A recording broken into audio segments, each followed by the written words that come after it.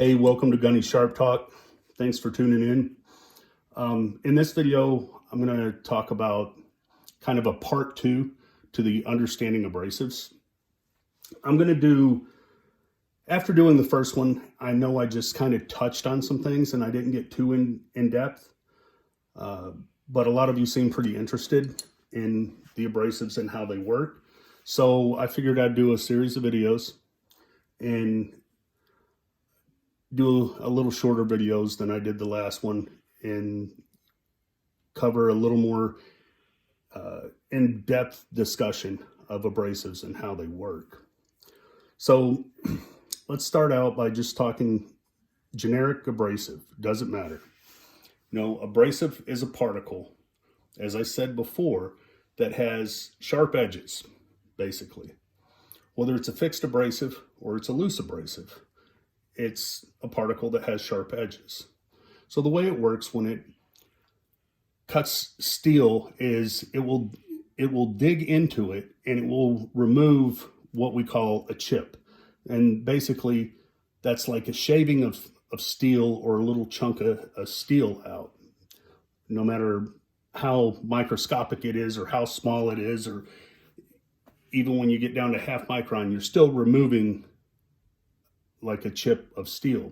And what happens when you do that and you cut into that steel, think about like it plowing through, and it's going to raise the edges of that cut. The same as if you cut into wood. You get those little fine shavings of wood that pop up along the edges. Anytime you cut a piece of metal, you cut a piece of pipe, you get kind of a burr. Well, you do the same thing in each scratch. Each cut that removes a chip, you have a little burr on each side. And that's part of what reflects light, and some of the scratches you're removing on top of, obviously removing the in-depth cut itself or making it smaller. In each abrasive particle, as I said before, no matter what it is, it has sharp edges. Those sharp edges cut into the steel, dig into the steel, they dig out a chip. A fixed abrasive is gonna dig in and hold on, and as the metal moves over it, it's gonna rip the chip out. A loose abrasive is gonna roll and remove the chip. May not leave as long of a scratch, it may remove a chip earlier, but it's free to roll around. And that rolling around, when you create that little burr on each side of that cut, that rolling around, they kind of smooth themselves out. With the fixed abrasive, you making passes over it kind of smooths those burrs out. There's also some misconceptions of the rate of metal removal. A lot of people automatically think that a lower grit, you're going to cut faster, which isn't necessarily true.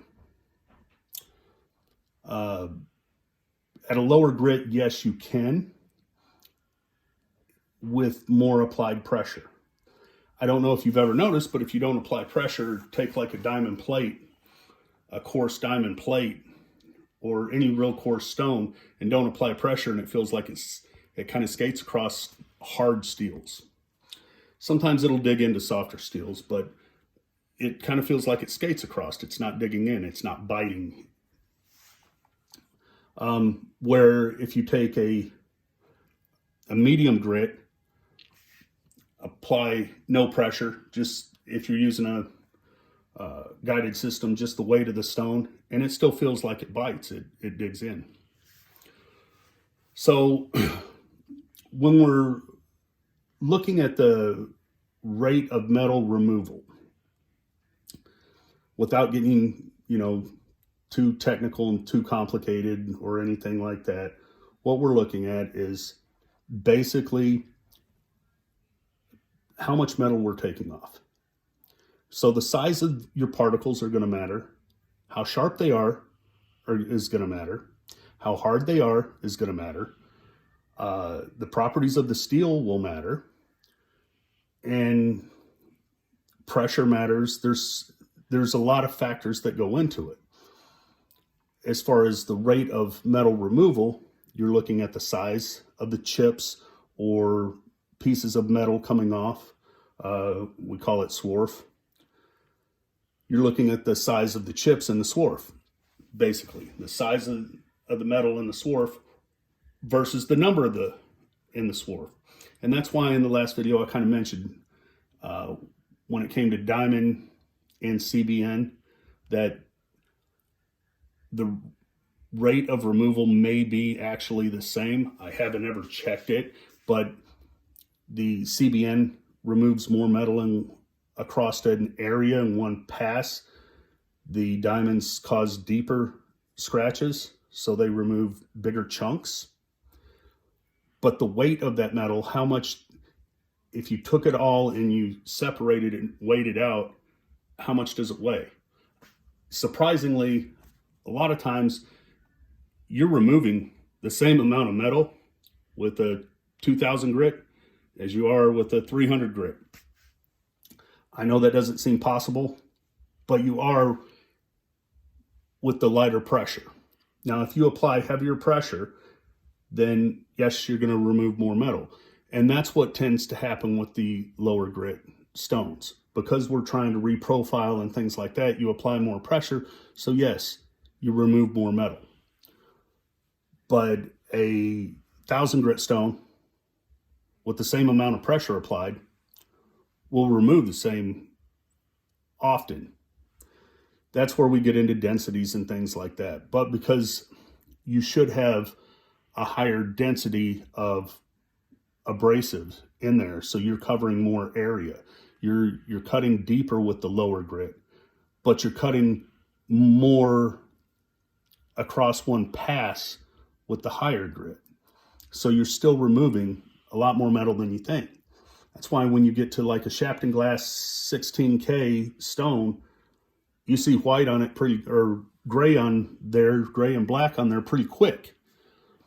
And you wouldn't think you would. That's why, like with these Venebe stones or the diamond matrix stones, you're surprised at how quick they cut because of the density of the abrasive in them.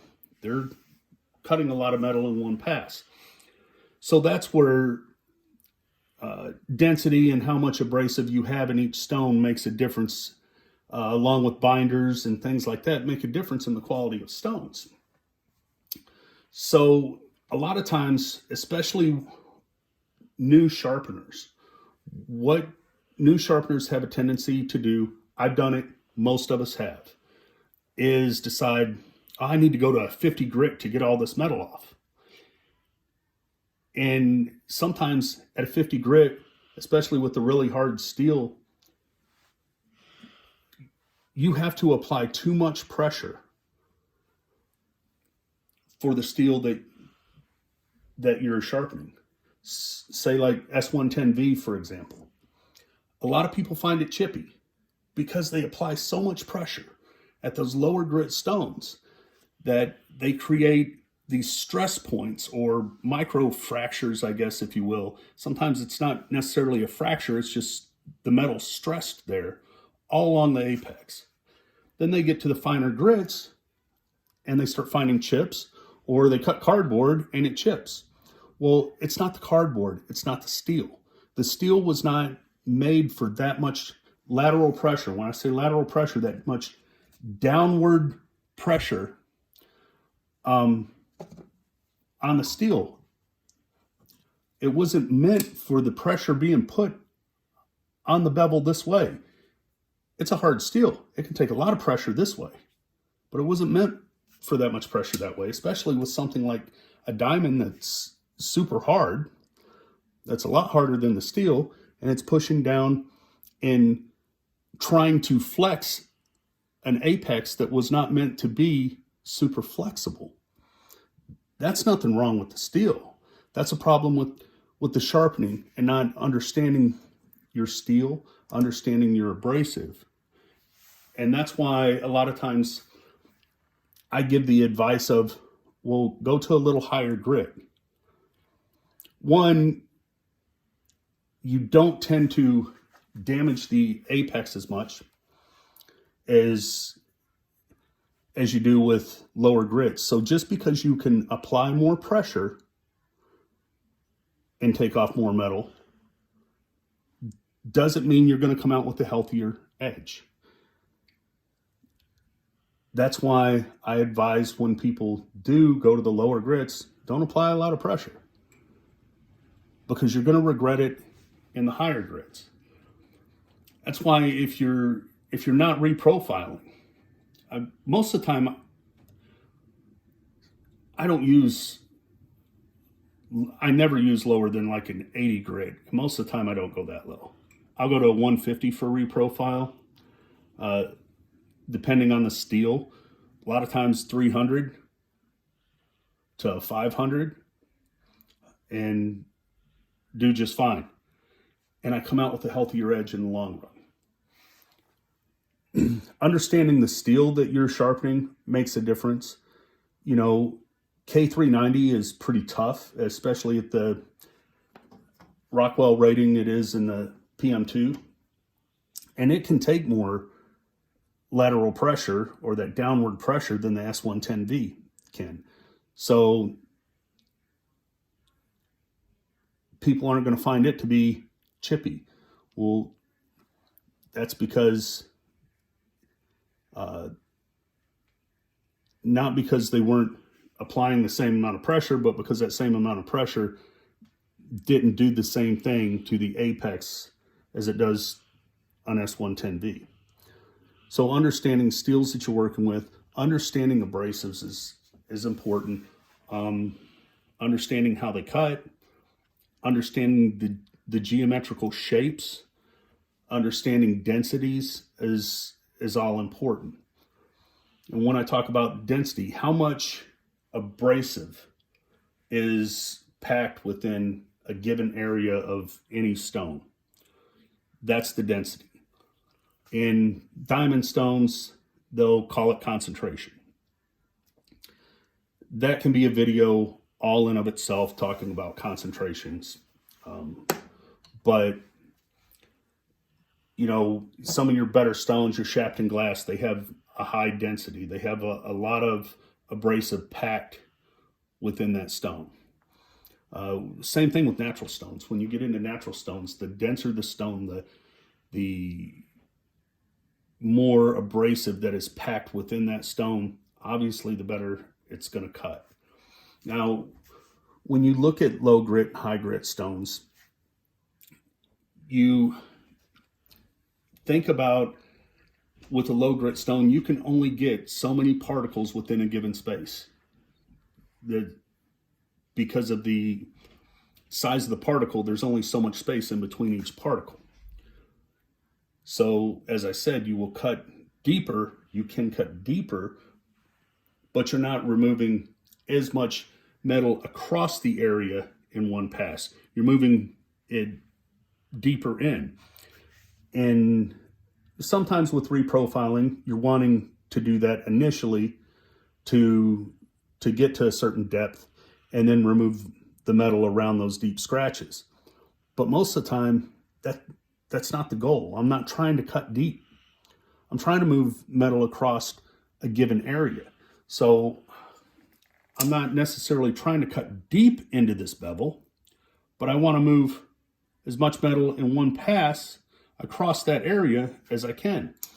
And you're going to have more abrasive particles in a given area in a higher grit. Now, obviously, because you can cut deeper with more pressure on a lower grit, applying the pressure is going to make more of a difference. With the higher grit, it's not. You're only going to cut so deep. And even with the lower grit, you're only going to cut so deep. You're only going to cut to the depth of the particle sticking out of the stone. You're only going to cut to the depth of the abrasive that's sticking out. So when you get to higher grit, you don't have as much of the abrasive sticking out, but you have more of it across one area. And that's part of what polishes, because you're making smaller scratches, not as deep as scratches, but you're making more of them across an area.